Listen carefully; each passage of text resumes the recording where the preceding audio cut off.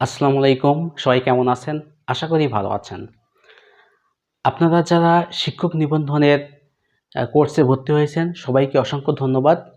আমরা উৎপাদক বিশ্লেষণের বেসিক ক্লাস অলরেডি শেষ করেছি। এখন আমরা আমাদের যে লেকচার শিট আছে এই লেকচার শিটের অঙ্কগুলো সমাধান করব।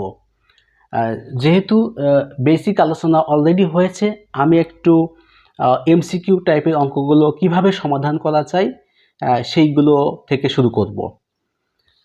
আমাদের এখানে যে অঙ্কটা আছে এটা হচ্ছে ভাগশেষ উপপাদ্যের অঙ্ক।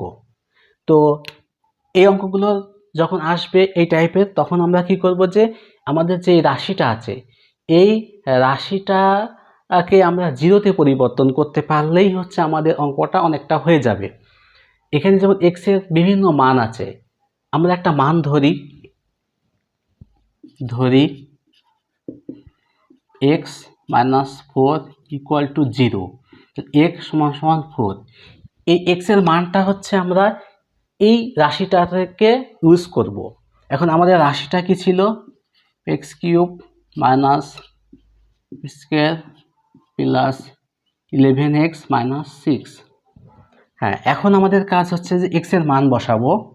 এখানে আছে কত? 4, 4³ - 6, 4 স্কয়ার প্লাস 11, এখানে 4।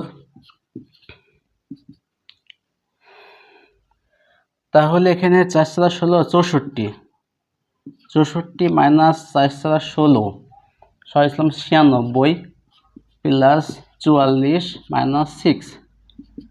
তাহলে এটা যদি আমরা সমাধান করি তাহলে আমাদের যোগগুলো এক জায়গায় করলে কত আসবে? 108 মাইনাস 102। তাহলে হচ্ছে আমাদের এখানে থাকছে কত? 6। এই 6 আসলো, তার মানে কি x এর মান আমরা এই 4 বসিয়ে 6 পেলাম। তার মানে কি এইটা হচ্ছে আমাদের x - 4 উৎপাদক নয়।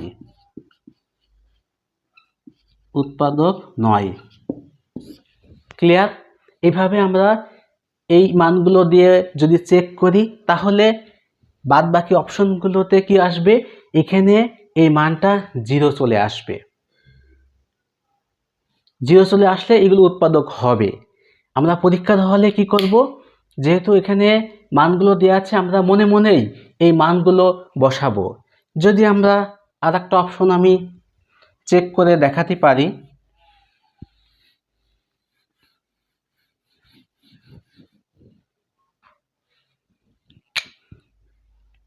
ধরি x - 1 = 0, x = 1। আমরা এখন আমাদের সমীকরণটা কি ছিল?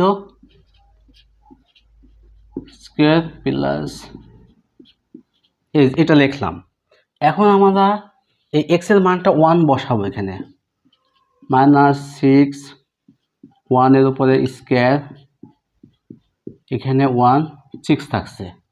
তাহলে এখানে কি থাকছে? এখানে 1 মাইনাস এখানে কি 6 প্লাস এটা প্লাস এটা। তাহলে আমাদের প্লাসগুলো প্লাস এখানে 12 মাইনাস 12, তাহলে হচ্ছে এখানে 0 আসলো। তার মানে কি আমরা যদি এইটাকে ইউজ করি তাহলে এটা 0 চলে আসছে, তাই না? তার মানে কি এটা একটা উৎপাদক। x - 1 একটা উৎপাদক। সেমভাবে এটাও একটা উৎপাদক হবে, x - 2 একটা উৎপাদক হবে, তারপর x - 3 এগুলো উৎপাদক হবে। কারণ এই মানগুলো ব্যবহার করলে এখানে হচ্ছে 0 চলে আসবে, শুধুমাত্র এইটার ক্ষেত্রে আসবে না। তাই আমাদের উত্তর হচ্ছে ঘ। যেহেতু এটা সেম অঙ্কে আমি ডিটেলস করেছি যে বাদবাকি উৎপাদক একসাথে কিভাবে বের করতে হয়, এই জন্য এটাতে আর সেটা আলোচনা করলাম না।